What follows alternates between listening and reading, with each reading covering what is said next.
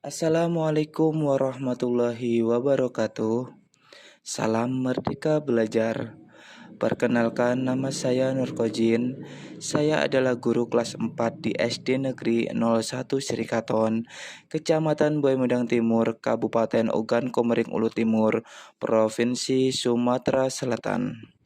Setelah mengikuti pelatihan mandiri pada platform Merdeka Mengajar yang mana terdiri dari 14 topik, terbagi dalam 52 modul.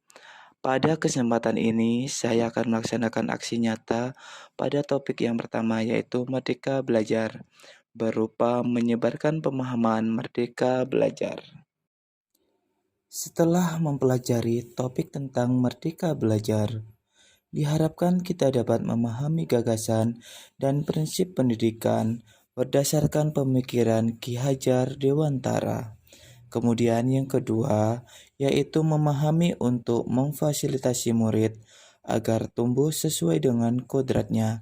Dan yang ketiga, yaitu penerapan pembelajaran yang memerdekakan murid.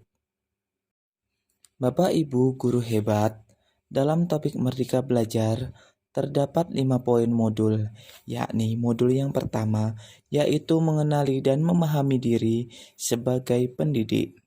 Modul yang kedua, yaitu mendidik dan mengajar. Modul yang ketiga, yaitu mendampingi murid dengan utuh dan menyeluruh. Modul keempat, yaitu mendidik dan melatih kecerdasan budi pekerti. Serta modul kelima, yaitu pendidikan yang mengantarkan keselamatan dan kebahagiaan. Bapak Ibu guru hebat, dalam modul pertama tentang mengenal dan memahami diri sebagai pendidik, yaitu yang pertama, kita harus memahami dan menghayati diri sebagai manusia yang merdeka untuk terus belajar. Nah, sebelum memerdekakan murid, tentunya kita harus memerdekakan diri sendiri terlebih dahulu dengan cara merefleksi apa yang telah kita lakukan, kemudian menyelaraskan peran guru yang relevan dengan konteks murid dan zaman. Dan yang ketiga, yaitu bertutur kata lembut, mendengarkan pendapat, memotivasi untuk gemar dan senang belajar. Lantas, bagaimana mendidik dan mengajar pada kurikulum Merdeka Belajar? Perlu kita ketahui bahwa sistem pengajaran zaman kolonial yang masih kita pakai sampai sekarang ini perlu kita rubah. Sistem pengajaran tersebut diantaranya pertama, yaitu meminta murid berdiri di depan kelas saat lalai mengerjakan tugas. Kemudian duduk rapi, menghadap ke depan dengan kelas yang hening. Selanjutnya yang ketiga, melakukan perankingan berdasarkan nilai pengetahuan. Yang keempat, menyeragamkan pembuatan tugas. Serta yang kelima, memukul murid karena tidak mengerjakan tugas. Selanjutnya yaitu modul 3 tentang mendampingi murid dengan utuh dan menyeluruh.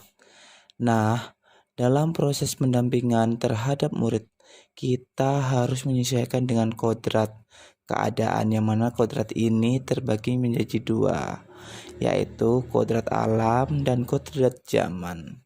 Kodrat alam berkaitan dengan sifat dan bentuk lingkungan di mana anak berada, sedangkan kodrat zaman berkaitan dengan isi dan irama, yakni disesuaikan dengan zaman anak tersebut berkembang.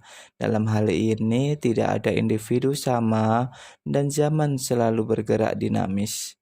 Menurut Ki Hajar Dewantara, dalam melakukan pembaharuan yang terpadu, hendaknya selalu diingat bahwa segala kepentingan anak-anak, baik mengenai hidup, diri pribadinya, maupun hidup kemasyarakatannya, jangan sampai meninggalkan kepentingan yang berhubungan dengan kodrat keadaan, baik alam maupun zaman. Dalam mendampingi murid, guru juga harus menerapkan asas trikon, yaitu kontinu, konvergen, dan konsentris. Asas trikon dianggap menjadi jawaban yang tepat untuk menuju pembelajaran yang berpihak pada murid. Kontinu yakni pengembangan yang secara berkesinambungan dilakukan terus-menerus dengan perencanaan yang baik. Konvergen berarti pengembangan yang dilakukan dapat mengambil dari berbagai sumber di luar, ya bahkan dari praktik pendidikan di luar negeri. Dan konsentris artinya pengembangan pendidikan yang dilakukan harus tetap berdasarkan kepribadian kita sendiri. Dalam implementasi kurikulum Merdeka Belajar, guru hendaknya mendidik dan melatih kecerdasan budi pekerti dengan cara yang pertama, melatih keberanian berpendapat atau olah akal. Yang kedua, mengasah perasaan dan perilaku atau olah akal. Kemudian yang ketiga, memunculkan kehendak atau olah karsa. Dan pendidikan dapat mempengaruhi bagian intelijensi Bell dan bagian biologis muridnya. Selanjutnya yaitu modul 5, pendidikan yang mengantarkan keselamatan dan kebahagiaan. Yang pertama, pendidikan sebagai tuntutan. Sudah bukan zamannya lagi guru mendikte murid, melainkan guru menjadi fasilitator atas kodrat alam dan zaman murid tersebut. Selanjutnya, yaitu setiap murid memiliki kodrat kekuatan atau potensi-potensi yang berbeda, yakni disesuaikan dengan kodrat alamnya dan kodrat zamannya. Selanjutnya, pendidikan tidak dapat berkehendak atas kodrat kekuatan dan potensi murid. Kemudian menerapkan sistem Among dan semboyan Ki Hajar Dewantara, yaitu ing ngarsa sung tulodo, ing madya mangun karsa, tut uri handayani. Selanjutnya menerapkan pembelajaran proyek serta digitalisasi pembelajaran.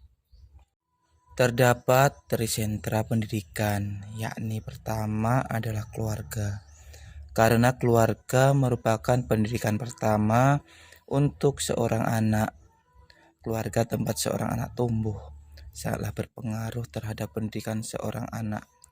Pendidikan keluarga menjadi dasar pendidikan seorang anak, terutama di dalam nilai-nilai agama, bersikap, dan berperilaku budi pekerti, serta cara pandangnya terhadap segala sesuatu.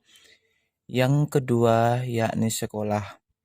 Sekolah adalah rumah kedua bagi anak yang menyediakan pendidikan, berbagai ilmu pengetahuan, keterampilan, budaya, dan juga budi pekerti. Selanjutnya adalah masyarakat atau pergerakan pemuda. Pendidikan di lingkungan pemuda dan masyarakat layaknya keluarga dan sekolah sangatlah berpengaruh terhadap pendidikan anak, yakni tentang bagaimana anak itu bergaul dan berteman. Demikianlah pemaparan aksi nyata dalam topik Merdeka Belajar dari saya. Terima kasih. Salam Merdeka Belajar. Assalamualaikum warahmatullahi wabarakatuh.